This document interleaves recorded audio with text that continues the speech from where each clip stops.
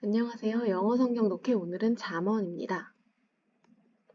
잠언은 솔로몬이 기원전 1000년 전에서 700년경에 지은 것으로 전해지고 있습니다. 솔로몬은 다윗의 아들이죠. 오늘 말씀 읽어보겠습니다. The fear of the Lord is the beginning of knowledge입니다. 여호와를 경외하는 것이 지식의 근본이거늘. 잠언도 시편처럼 시로 이루어진 것입니다. 잠언은 솔로몬이 지었는데 1장 1절부터 5절을 보면 다윗의 아들 이스라엘 왕 솔로몬의 잠언이라. 이는 지혜와 훈계를 알게 하며 명철의 말씀을 깨닫게 하며 지혜롭게 공의롭게 정의롭게 정직하게 행할 일에 대하여 훈계를 받게 하며 어리석은 자를 슬기롭게 하며 젊은 자에게 지식과 근신함을 주기 위한 것이니 지혜 있는 자는 듣고 학식이 더할 것이요 명철한 자는 지력을 얻을 것이라 라고 쓰여 있습니다. 잠언에는 다른 성경보다 지혜라는 단어가 많이 쓰여 있습니다. 그런데 지혜 있는 자는 무엇을 아는 사람일까요? 지식 중에 최고의 지식은 무엇일까요? 세상의 지식에는 학풍이라는 것이 있어서 학문에도 바람이 있어서 계속 변해가는 거죠. 우리가 막 유행이 있듯이 학문도 그렇거든요. 그래서 우리가 뭐 공감, 육아에 있어서는 공감의 시대 이런 게 있었고 그래서 이 지식은요 정말 저도 박사까지 공부를 해보니까 학사 때는 그게 그 교재가 진리인 줄 알았어요. 온 세상에서 그런 줄 알았거든요. 근데 이제 석사하고 박사하면서 알게 된 게 이것은 어느 나라에서 옳다고 생각하는 어디에서의 영향을 받은 학문이구나 이런 것들을 좀 알게 되더라고요. 그러면서 성경은 진짜 전 세계에서 이렇게 똑같이 읽혀지잖아요. 그것이 옳은 거잖아요. 진리잖아요. 근데 다른 학문은 그렇지 않구나. 어디서는 옳고 어디서는 옳지 않고 상황에 따라 다르고 그런 것들을 알게 됐었죠. 하나님 말씀은요. 변하지 않는 진리입니다. 지식의 근본은 여호와를 경외하는 것입니다. 그러니까 우리가 돌을 닦거나 막 어떤 진리를 알고 싶고 뭔가를 발견하고 싶고 그렇잖아요. 그러니까 저도 학자로서 이렇게 지내보니까 뭔가 찾고 했거든요. 진리를. 아무도 모르는 나만 아는. 근데 그게 성경에 있더라고요. 그리고 성경에서 이미 얘기를 했어요. 지혜의 근본이 하나님을 아는 거라고. 근데 그것에 대해서 글로만 읽었던가 또는 잘 몰랐던가 제가 이제 어렸을 땐 그랬겠죠. 이걸 아니까 정리가 되는 기분이었어요. 뭔가 근본 없이 그러니까 기반이 분명하지 않게 그냥 떠다니는 기분이었어요. 무엇을 옳다 하고 믿고 살아야 되는가. 근데 이 성경이 진짜 이해가 되더라고요. 이제 이 말씀이 요때 요 말씀이 지혜의 근본이 하나님 경외하는 거다. 그러니까 제 최고 지식은 하나님 아는 거네. 거기서 이제 여러 지식들을 뿌리를 그 기준 안에서 세워가는 거. 이렇게 하니까 이제 좀 안정감이 생기더라고요. 하나님을 아는 지식이 최고의 지식입니다. 이건 변하지 않는 지식이에요. 그리고 파워가 있죠. 실제적으로 살아계시고 실제적으로 일하시니까. 그럼에도 세상의 지식을 공부해서 상위권 학생이 되려는 노력에 비해 우리가 정말 밤새고 막 커피 막 쏟고 막 문제집 엄청 풀고 막 이러잖아요. 그런 노력에 비해서 하나님을 아는 지식을 얻고자 노력하는 시간은 얼마나 적은지 모릅니다.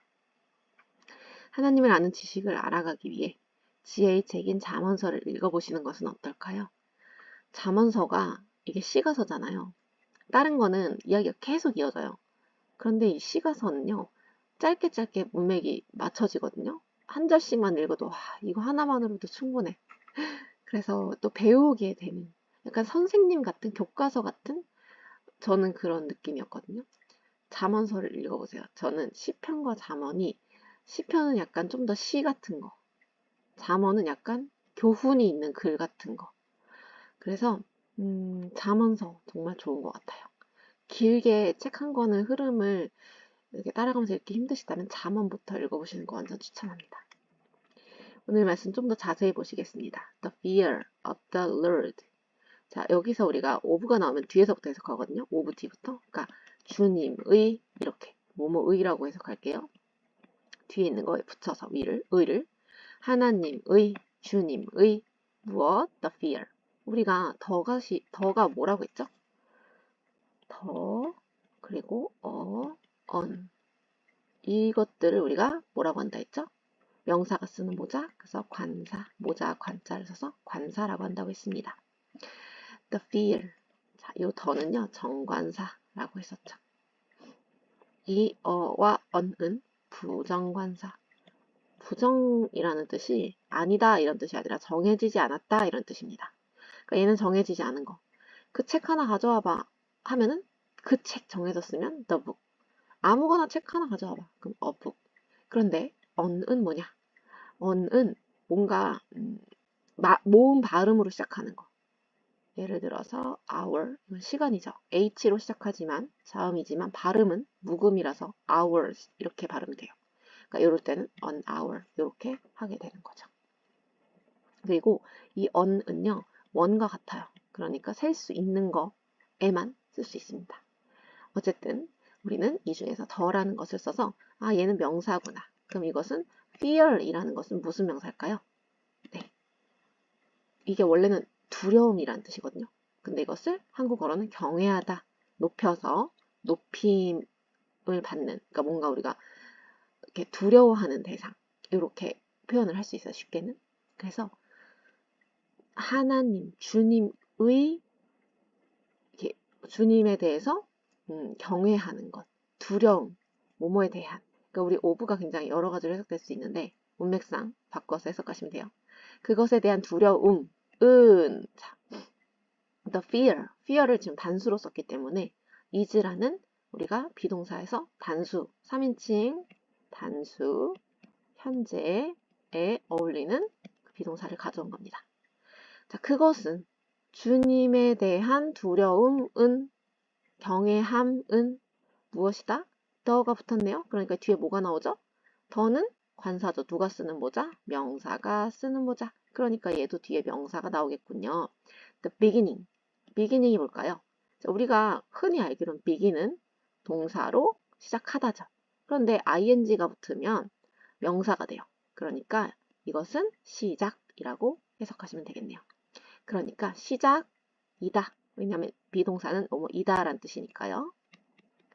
시작이다. 자, 오브가 있네요. 그럼 뒤에서부터 해석해야 되겠죠? 그냥 앞에서부터 오시면 돼요. 시작이다. 무엇의? 지식의. knowledge가 지식이거든요.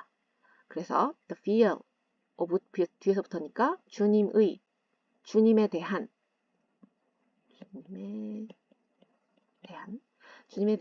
fear, 두려움, 경외는 이것이 the beginning, 시작이다. of knowledge, 지식의. 이렇게 해석하시면 되겠네요. 한번 만들어 보시겠습니다. The fear of the Lord, 뭐뭐이다. 자, 이것은 뭐였죠? is. 자, 여기 the fear, of가 아니라 요 바로 앞에 있는 명사지만 이게 아니라 해석상. 왜냐면 of 뒤에서 이렇게 해석해야 되니까 결국 해석은 하나님에 대한 뭐뭐는 두려움, 경외. 결국 해석은 요거에서 여기로 가거든요. 그러니까 이게 단수니까 is를 쓰는 겁니다. 하나님에 대한 두려움은 the 무엇이었죠 여기가? knowledge의 지식의 근본이다. beginning, 시작이다. 이렇게 해석하시면 되겠습니다. 이렇게 만들어 보셨고요. 문장 만들어 보실게요. 경외함, the fear, 두려움이었죠. of the Lord, 그것은 is. The fear of the Lord is. 근본, 처음이다. beginning, 지식의 of knowledge. The beginning of knowledge입니다. 우리 오늘 쉬우니까 한 번 더 해보실까요? 경외함, fear. 하나님에 대한 of the Lord is. The fear of the Lord is. 근본이다. beginning of knowledge. The beginning of knowledge입니다. 한번 쭉 읽어보실까요? The fear of the Lord is the beginning of knowledge. 마지막으로 한번 읽어보고 마치겠습니다. The fear of the Lord is the beginning of knowledge입니다. 오늘은 짧아서 좀 편하셨을 것 같아요. 우리 지혜의 근본인 이 성경 그리고 하나님에 대한 지식을 계속해서 이렇게 짧지만 알아가시는 삶을 살아가시면 좋겠습니다. 오늘도 고생 많으셨어요. 다음에 또 만나요.